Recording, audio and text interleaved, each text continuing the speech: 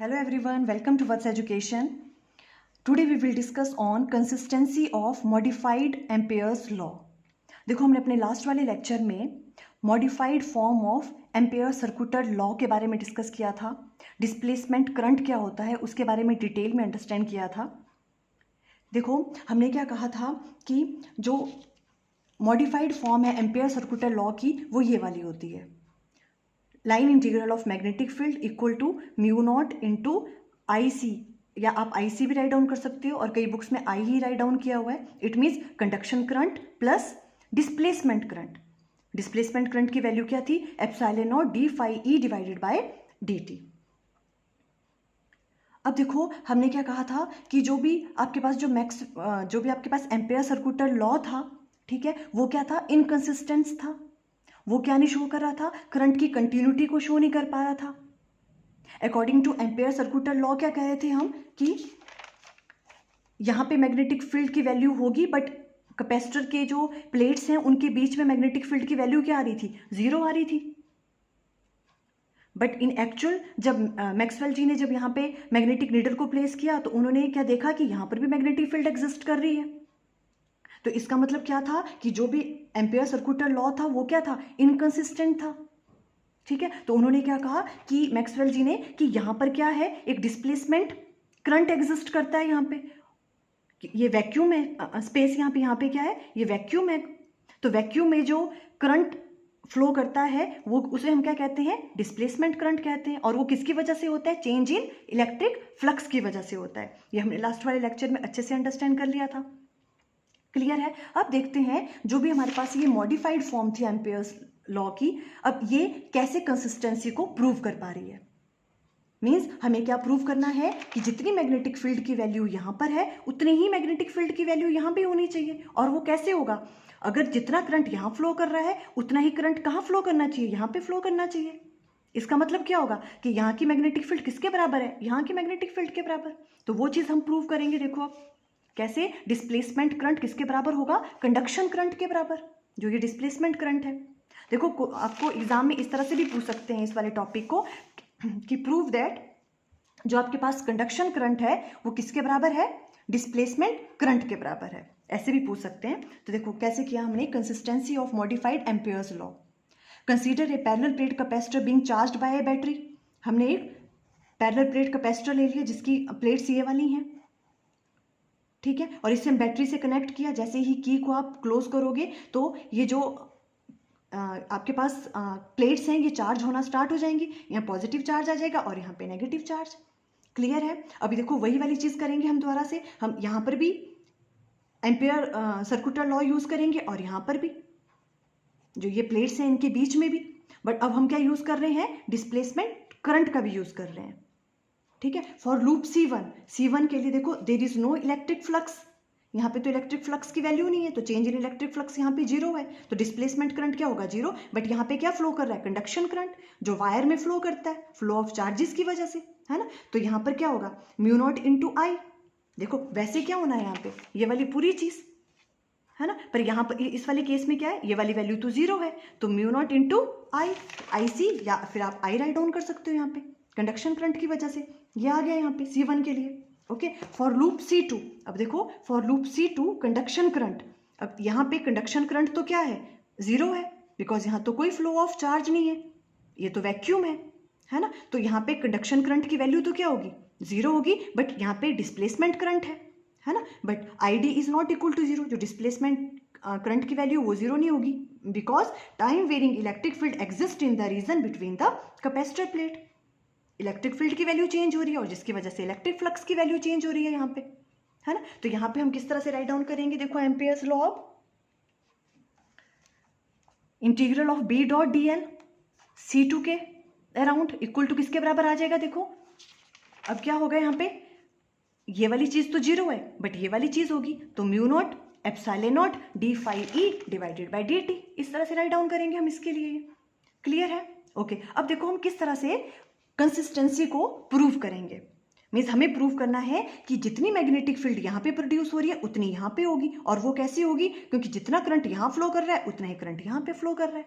It means basically हमें करना क्या है, ये देखो ये क्या आपके पास डिस्प्लेसमेंट करंट, आईडी किसके बराबर होना चाहिए, डिस्प्लेसमेंट करंट कंडक्शन करंट के बराबर, आईसी के बराबर, और कंडक्शन करंट किसके बराबर होता है, D Q divided by D T. तो हमें ये चीज़ प्रूव करनी है। तो क्वेश्चन में इस तरह से भी आ सकता है, prove that displacement current is equal to conduction current. अब देखो हम किस तरह से करेंगे, देखो इस तरह से मान लो, देखो यहाँ पे है आपके पास, देखो ये आपके पास एक प्लेट है और ये एक सेकंड है ना, इस तरह से विजिबल है, इस तरह से, ठीक है। अब देखो हम क्या कह रहे हैं, देखो यहाँ पे क्या आ रहा है, पॉजिटिव चार्ज, और यहाँ पे क्या है, नेगेटिव चार्ज, इस तरह से ही है ना, जब आपने इसको ऐसे कनेक्ट किया बैटरी से।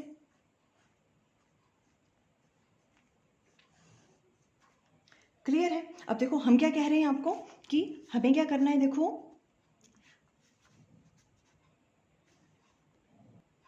आप देखो ये वाली फिगर आपको यहां से क्लियर है, देखो ये वाली फिगर यहाँ पे C1 के लिए पहले हमने क्या किया, देखो एम्पियर सर्कुलर लॉ यूज किया C1 लूप के लिए, तो B dot DL mu naught into I conduction current है ना, और C2 के लिए अगर हम एम्पियर सर्कुलर लॉ यूज करेंगे तो B dot DL around C2 equal to किसके बराबर होगा, mu not into ID, because यहाँ I की वैल्यू 0 है, वैक्यूम है, तो यहाँ क्या एग्जिस्ट कर रहा है, डिस्प्लेसमेंट करंट। हम ऐसे राइट डाउन करेंगे, कोई प्रॉब्लम यहाँ तक क्लियर है। ओके अब देखो हम अगर हम ID की वैल्यू को कैलकुलेट करें, देखो ID क्या है आपके पास, डिस्प्लेसमेंट करंट की वैल्यू कितनी होती है, epsilon not d phi E divided by dt, ये वाली वैल्यू है ना। अब देखो इसे हम अगर कैलकुलेट करें, अगर अब देखो ये है आपके पास, एक प्लेट ये है, एक प्लेट ये है, अगर यहाँ पे मैं कहूँ यहाँ पे आप इलेक्ट्रिक फील्ड की वैल्यू क्या होगी, अगर यहाँ पे इलेक्ट्रिक फील्ड की वैल्यू देखो, इसकी वैल्यू क्या होती है, sigma divided by epsilon not. Electrostatics में हमने अंडरस्टैंड किया हुआ है, देखो इस वाली प्लेट की वजह से यहाँ पे इलेक्ट्रिक फील्ड की वैल्यू होती थी sigma divided bye 2 epsilon not, और नेगेटिव वाली प्लेट की वजह से भी क्या होती थी, sigma divided bye 2 epsilon not, वो दोनों ऐड हो जाती थी यहाँ पे। और सेंटर पे अगर इन दोनों की वजह से इलेक्ट्रिक फील्ड की वैल्यू फाइंड आउट करनी है तो उसकी वैल्यू आती थी E equal to sigma divided by epsilon not. Clear है, इलेक्ट्रोस्टैटिक्स में किया हुआ है ना। तो यहाँ पर देखो अब क्या क्या राइट डाउन करेंगे हम, E की वैल्यू, इलेक्ट्रिक फील्ड की वैल्यू क्या होगी यहाँ पे, हम देखो ये डिस्प्लेसमेंट करंट को सॉल्व कर रहे हैं अब, ठीक है। E इक्वल टू किसके बराबर है यहाँ पे, sigma divided by epsilon not. Clear है आपको ये चीज़, है ना। अब देखो हम सिग्मा को, देखो E इक्वल टू हम राइट डाउन कर सकते हैं सिग्मा, सिग्मा की जगह क्या राइट डाउन कर सकते हैं हम, Q divided bye A epsilon not, because देखो हमें पता है ये वाली चीज़ कि जो सिग्मा है, sigma is a surface charge density, तो सिग्मा किसके बराबर होता था,